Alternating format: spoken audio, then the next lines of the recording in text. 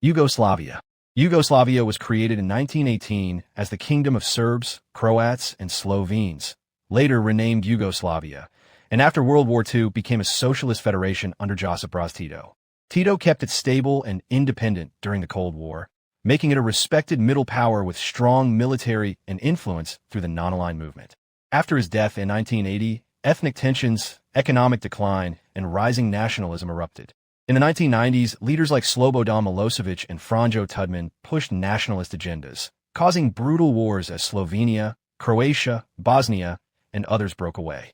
By the 2000s, Yugoslavia had collapsed into today's separate countries. Czechoslovakia. Czechoslovakia was formed in 1918 after World War I from the collapse of the Austro-Hungarian Empire, uniting Czechs and Slovaks into one state. It started as a democratic and industrially strong country in Central Europe, but Nazi Germany occupied it in 1939. After World War II, it fell under Soviet influence and became a communist state, with the 1968 Prague Spring showing resistance before being crushed by Soviet tanks. By the late 1980s, the Velvet Revolution peacefully ended communist rule, and in 1993, the country split peacefully into the Czech Republic and Slovakia, remembered as the Velvet Divorce. Ottoman Empire. The Ottoman Empire began in the late 1200s when Osman united Turkish tribes in Anatolia, eventually expanding into a massive empire spanning Southeast Europe, the Middle East, and North Africa. Its peak came in the 16th and 17th centuries under rulers like Suleiman the Magnificent, with powerful armies, advanced architecture, and control over key trade routes. Over time, military defeats, corruption, and nationalist uprisings weakened it, earning the nickname the Sick Man of Europe. After siding with Germany in World War I and losing, the empire collapsed, and in 1923 Mustafa Kemal Ataturk replaced it with the modern Republic of Turkey. Soviet Union. The Soviet Union was born in 1922 after the Russian Revolution and Civil War, uniting Russia with several neighboring republics under a communist system.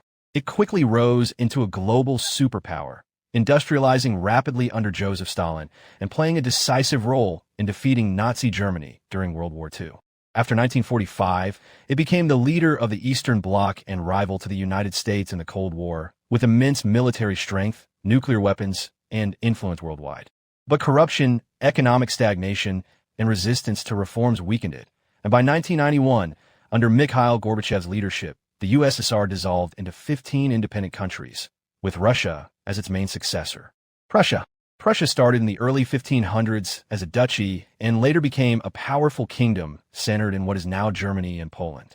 Known for its disciplined military and efficient bureaucracy, it rose to prominence under leaders like Frederick the Great in the 18th century, turning into one of Europe's most respected powers. By the 19th century, under Otto von Bismarck, Prussia led the unification of Germany, defeating Austria and France in wars and creating the German Empire in 1871. After World War I, Prussia's monarchy was abolished, and by 1947 the Allies officially dissolved Prussia, erasing it as a political entity, but leaving a lasting legacy in German identity and military tradition. Austro-Hungarian Empire. The Austro-Hungarian Empire was created in 1867 when Austria and Hungary formed a dual monarchy to balance power among their many ethnic groups. It became a vast Central European empire, ruling over Austrians, Hungarians, Czechs, Slovaks, Croats, Serbs, and more, making it diverse but also unstable. Economically and militarily strong in the 19th century, it still struggled with rising nationalism that threatened unity. The assassination of Archduke Franz Ferdinand in 1914 sparked World War I, and the empire's defeat led to its collapse in 1918. From its ruins emerged new nations like Austria, Hungary, Czechoslovakia, and Yugoslavia, while other territories went to Italy, Poland, and Romania. Rhodesia. Rhodesia was an unrecognized state in southern Africa that declared independence from Britain in 1965 under a white minority government led by Ian Smith.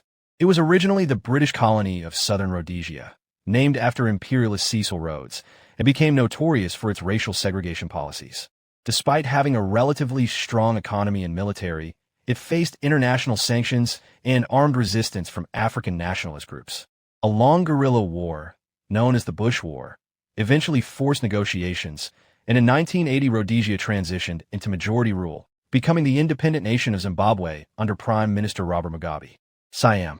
Siam, the old name for Thailand, was one of the few countries in Southeast Asia that managed to avoid European colonization. Ruled by the Chakri dynasty, it modernized in the 19th century under kings like Rama IV and Rama V, who cleverly balanced diplomacy between Britain and France. The country reformed its government, army, and economy to strengthen itself, while slowly giving up some territories to colonial powers to maintain independence. In 1932, a bloodless revolution ended absolute monarchy and introduced constitutional rule, and in 1939 Siam officially changed its name to Thailand. Gran Colombia.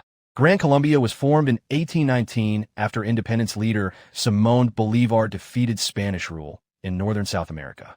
It united modern-day Colombia, Venezuela, Ecuador, and Panama into a single republic, envisioned as a powerful union of Latin American states. At first, it was seen as a rising force with a strong army and ambitious leadership, but deep regional rivalries and political disagreements quickly weakened it. By 1831, Gran Colombia had dissolved, splitting into separate nations, with Bolívar's dream of a united South America left unfulfilled but still remembered as an important step in the continent's independence movement. United Arab Republic. The United Arab Republic was a short-lived political union formed in 1958 between Egypt and Syria, driven by the dream of pan-Arab nationalism under Egyptian President Gamal Abdel Nasser. At first, it symbolized Arab unity and strength, with hopes of creating a powerful bloc against Western influence and Israel. However, the union was unbalanced. Egypt dominated politics, and many Syrians felt sidelined. Discontent grew quickly, and in 1961 Syria withdrew after a military coup, effectively ending the union. Egypt continued to call itself the United Arab Republic until 1971, but the project is remembered as an ambitious yet fragile attempt at Arab unity. Tibet. Tibet was historically an independent kingdom and later a Buddhist theocracy led by the Dalai Lama, with a culture deeply rooted in Tibetan Buddhism and monasteries dominating political life. For centuries it maintained autonomy, though it often came under influence from stronger neighbors like China and Mongolia.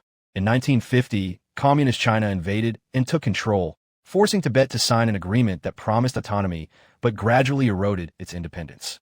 In 1959, a failed uprising led the 14th Dalai Lama to flee to India, where he set up a government in exile. Since then, Tibet has remained under Chinese rule, with heavy restrictions on religion and culture, while many Tibetans continue to push for greater freedom or autonomy. Sikkim. Sikkim was once an independent Himalayan kingdom, ruled by the Chogyal monarch, since the 17th century and culturally influenced by Tibetan Buddhism. It maintained its sovereignty for centuries, though often caught between larger powers like Tibet, Nepal, and later British India. After India's independence, Sikkim became a protectorate in 1950, keeping its monarchy but relying on India for defense and foreign affairs. Rising political unrest in the 1970s and demands for democracy weakened the monarchy, and in 1975, after a referendum, Sikkim was officially merged into India as its 22nd state. Today, it remains culturally distinct but fully integrated into the Indian Union.